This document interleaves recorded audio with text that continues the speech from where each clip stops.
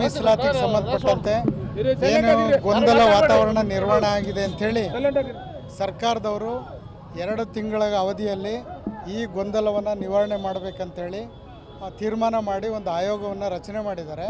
ಅದರಲ್ಲಿ ಸುಮಾರು 7 ಲಕ್ಷ ಜನರು ಏಕೆ ಮತ್ತು ಎಡಿ ಅಂತೇಳಿ ಬರೆದು ಅವರು ಯಾವ ಸಮುದಾಯದವರು ಅಂಥೇಳಿ ನಿಖರವಾಗಿ ಮಾಹಿತಿ ಇಲ್ಲ ಅನ್ನುವಂಥ ಗೊಂದಲ ಸರ್ಕಾರಕ್ಕಿರೋದ್ರಿಂದ ನಾವು ಕೂಡ ಮುಂದಿನ ದಿನಗಳಲ್ಲಿ ಈ ಏಕಿ ಎಡಿ ಅನ್ನುವಂಥದ್ದನ್ನು ಬಿಟ್ಟು ನಾವು ನಮ್ಮ ನಿಜವಾದ ಜಾತಿ ಯಾವುದು, ಅದು ಮಾದಿಗರು ಅಥವಾ ಛಲವಾದಿಗಳು ಅಥವಾ ಈ ರೀತಿಯಾಗಿ ಬರೆದರೆ ಸ್ಪಷ್ಟವಾಗಿರುವಂಥ ಅಂಕಿಅಂಶಗಳು ಸರ್ಕಾರಕ್ಕೆ ವರದಿ ಬರುತ್ತೆ ಅನ್ನುವಂಥ ನಿಟ್ಟಿನಲ್ಲಿ ನಾವು ನಮ್ಮ ಸಮುದಾಯದ ಕಾಲೋನಿಗಳಿಗೆ ಹೋಗಿ ನಾವು ಜಾಗೃತಿಯನ್ನು ಮೂಡಿಸುವ ಮೂಲಕ ಏಕೆ ಎಡಿ ಅಂತೇಳಿ ಬರೆಸಬೇಡಿ, ನಮ್ಮ ಮೂಲ ಜಾತಿಯ ಹೆಸರು ಮಾದಿಗರು ಅನ್ನುವಂಥ ನಿಟ್ಟಿನಲ್ಲಿ ಬರೆಸಬೇಕಂತೇಳಿ ಈ ಒಂದು ಜಾಥವನ್ನು ಆರಂಭ ಮಾಡಿದ್ವಿ. ಸರ್, ಪ್ರಮುಖವಾಗಿ ಸರ್ಕಾರಕ್ಕೆ ನಿಮ್ಮ ಸಮುದಾಯದಿಂದ ಇರುವಂಥ ಬೇಡಿಕೆಗಳು ಸರ್?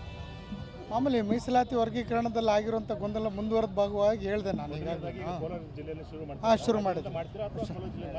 ಕೋಲಾರ ಜಿಲ್ಲೆ ಸೇರಿಕೊಂಡು ಎಲ್ಲೆಲ್ಲಿ ಯಾವ ಜಿಲ್ಲೆಯಲ್ಲಿ ಗೊಂದಲ ಇದ್ದಾವೆ ಅವೆಲ್ಲವನ್ನೂ ಕೂಡ ನಮ್ಮ ಕೇಂದ್ರದ ಮಾಜಿ ಸಚಿವರಾದ ನಾರಾಯಣ ಸ್ವಾಮಿ ಅವರ ನಾಯಕತ್ವದಲ್ಲಿ ನಾವು ಕೂಡ ಭಾಗವಹಿಸಿಕೊಂಡು ಸುಮಾರು 11-12 ಜಿಲ್ಲೆಗಳಲ್ಲಿ ಪಾದಯಾತ್ರೆ ಪಾದಪೂಜೆಗಳು ಏರ್ಪಡಿಸುವ ಮೂಲಕ ಆ ಭಾಗದಲ್ಲಿ ಎಲ್ಲ ಜನರಿಗೂ ಕೂಡ ಹೀಗೆ ನಮ್ಮ ಜಾತಿಯನ್ನು ಹೇಗೆ ನಮೂದಿಸಬೇಕಂತೇಳಿ ಜನಜಾಗೃತಿಯನ್ನು ಮೂಡಿಸುವಂಥ ಕಾರ್ಯದಲ್ಲಿ ಇವತ್ತು ಆರಂಭ ಮಾಡಿದ್ವಿ. ಸರ್, ಈಗಾಗಲೇ ಆಂಧ್ರ ಪ್ರದೇಶದ್ದು ಏನೋ ಕರ್ನಾಟಕದಲ್ಲಿ ಆಗಿಲ್ಲ, ನೀವು ಯಾವ ಥರ ಹೋರಾಟ ಮಾಡ್ತೀರಾ ಸರ್? ಈಗ ಶುರು ಮಾಡಿಬಿಟ್ಟಿದ್ದೀವಿ. ಈಗ ಅವ್ರು ಕೇಳಿರೋದು ಗೊಂದಲ ನಿವಾರಣೆ ಆಗಬೇಕಂತೇಳಿ. ಆ ಗೊಂದಲ ನಿವಾರಣೆ ಮಾಡೋದಕ್ಕೆ 2 ತಿಂಗಳಲ್ಲಿ ನಾವು ಜಾಗೃತಿ ಮೂಡಿಸ್ತೀವಿ. ಆನಂತರ ಮುಂದಿನ ತೀರ್ಮಾನ. ಸರ್ಕಾರ ಬಿಡುಗಡೆ ಮಾಡಲು ಹೊರಟಿರುವ ಜಾತಿ ಗಣತಿ ಬಗ್ಗೆ ಹಲವು ಸಮುದಾಯಗಳು ವಿರೋಧ ವ್ಯಕ್ತಪಡಿಸ್ತಾರೆ. ಈ ಬಗ್ಗೆ ನಿಮ್ಮ ಅಭಿಪ್ರಾಯ? ಅಂದರೆ ಅವ್ರವ್ರ ಸಮುದಾಯಗಳಿಗೆ ಯಾರು ಜಾಸ್ತಿ ಇದ್ದಾರೆ ಅವ್ರು ಸಂತೋಷಪಟ್ಟಿದ್ದಾರೆ, ಯಾರು ಸಮುದಾಯಗಳಿಗೆ ಕಡಿಮೆ ಅಂಕಿಅಂಶ ಸಿಕ್ಕಿದೆ ಅವರಿಗೆ ಅಸಂತೋಷ ಆಗಿದೆ.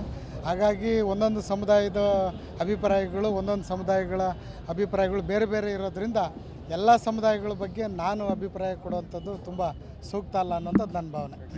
Thank you.